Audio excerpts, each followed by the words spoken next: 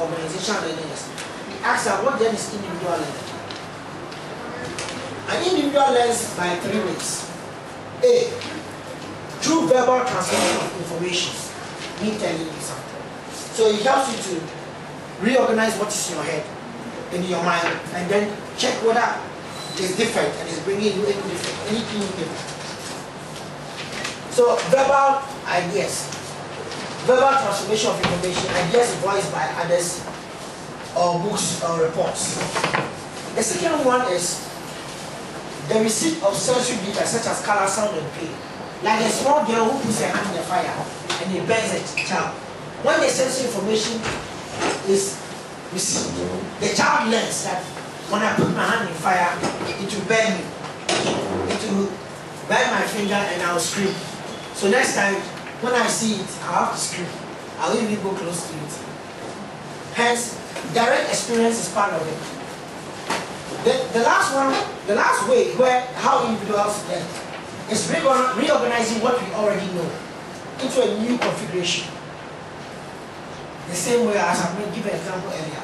When a novice expert driver, when a novice listens to an expert bike rider, the novice makes inferences based on the intensity with which the expert speaks, as well as the accompanying gestures. That the process of learning is not associated to each of these in separate time and space. In fact, these 3 forms of learning always occur simultaneously. It always occurs simultaneously. At the same time you are listening to me, you are also observing my gestures. You are also learning from direct experience, and you are also reorganizing what is in your mind, unless your mind is on the football match.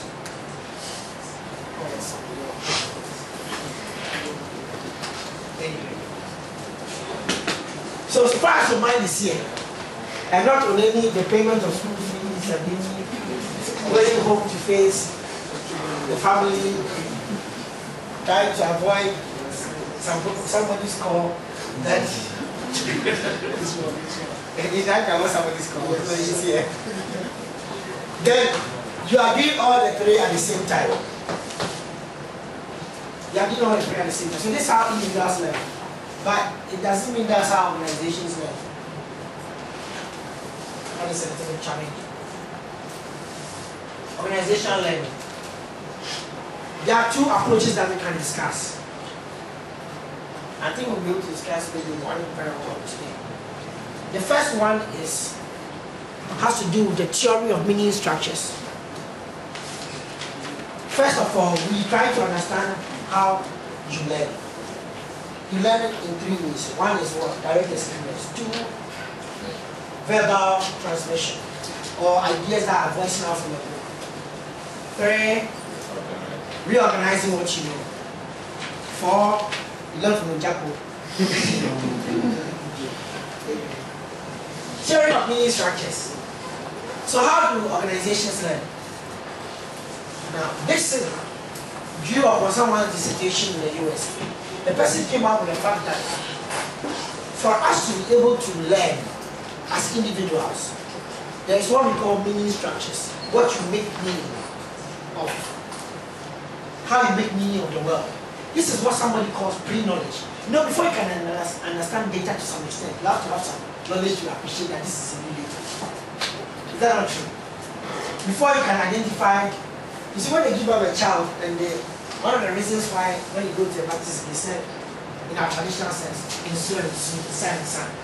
They are trying to let the child know the difference between water and what. Okay? And good and bad in society.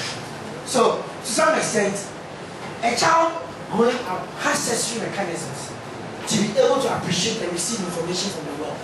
Now, it's this sensory mechanism that enables us to start building pre-knowledge, meaning structures of the world. So that you can see this is ma, this is da. You see, the child has to make meaning of what is there. Before the child starts speaking, most of the things you see a child doing is that he's pointing at something that he wants. You see, some of you take them to shop and you're pointing, they are moving their hand.